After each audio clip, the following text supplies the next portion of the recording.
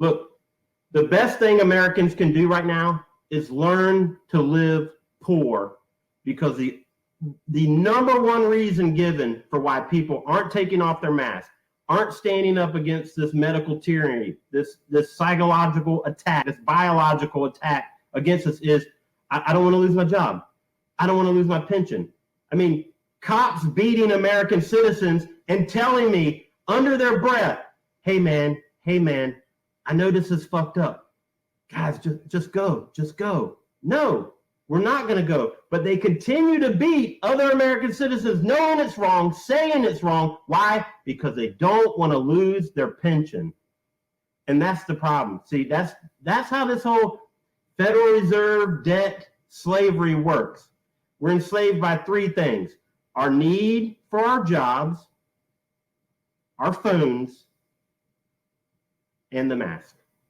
Well, and the big thing right there that people need to realize is you were talking with these DHS officers, and they just basically said, hey, look, if you come out against any of these groups, or if you hear about something big happening, the government pays for that.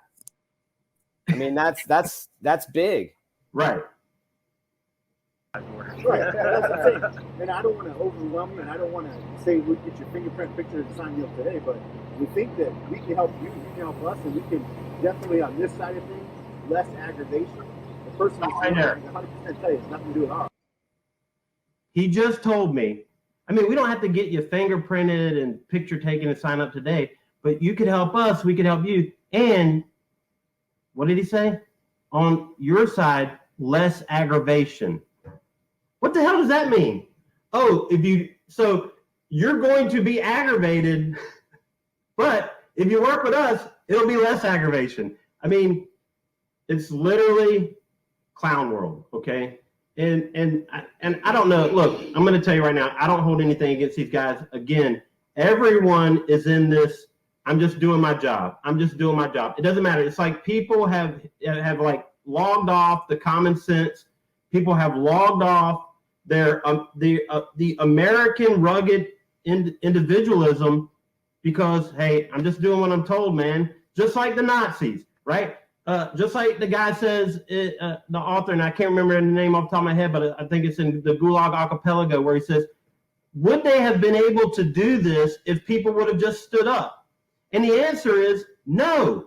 Look at these videos over in the UK of people being arrested for out walking in their mask, and there's people standing all around with their phones videoing it, watching their fellow countrymen be rounded up by mostly female officers, which is another psychological tool, right? If you look at these videos, it's mostly females. Why? I believe it's because they know a man is less likely to resist a female officer, because most men don't want to fight a woman unless they're they're wanting to win wrestling championships in Texas. Yeah, it's the same reason that Bill Gates wears a pink sweater. That's exactly right. I mean, look, we receive training on propaganda, and the reason is because it's the most powerful tool in any army's arsenal. It's the most powerful weapon. If you control the mind, you control the body, okay?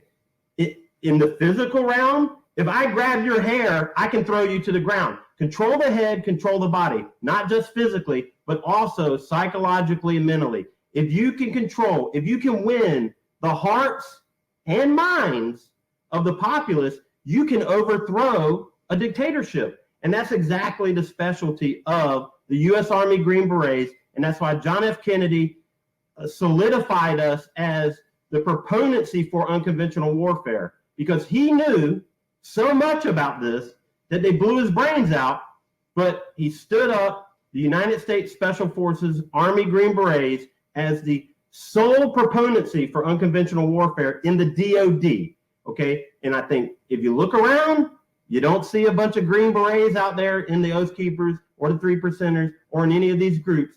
You might have a little smattering in the Special Forces Association that want to focus on golf tournaments to raise money to send their kids to be brainwashed in these leftist colleges. But most of us are out there. We don't want to be involved But it's going to come a time where we have no choice but to be involved, because we are sworn to protect the people of this country and the Constitution, not the criminal, corrupt government establishment that has been compromised by foreign nations that are under the control of global elite technocrats. And Homeland Security or FBI. So that's why we're here. Right. You got his number. We're 24/7.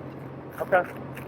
And like I said, we weren't concerned, but we just have to, in order to close out this lead, we just got to sit down with you, say it's fine. I knew it from the second I was emailing you that you were a normal person. Right. Yeah, that it was bullshit. So that's where it is. That's where we're at. If you have something, call my desk. I'll talk to you about it. Especially if it's something that's going on in Tampa. I mean, we're all of it. We're the domestic side, so anything domestic Yeah. terrorism. There's international and domestic. Right. So anything, I mean, 3 or 4 counties around here, we take care of it. Okay. All right. So I appreciate you coming out. And I know it's kind of a pain in the ass. But And again, No, and I like to tell you, you're one of 19 people that were going to knock on the door. They're going to say they're not home, or they are home, and we're like, come get One of 19 people. These two guys, not the 58 other agents that he's about to explain, that there's 60 of them in Tampa.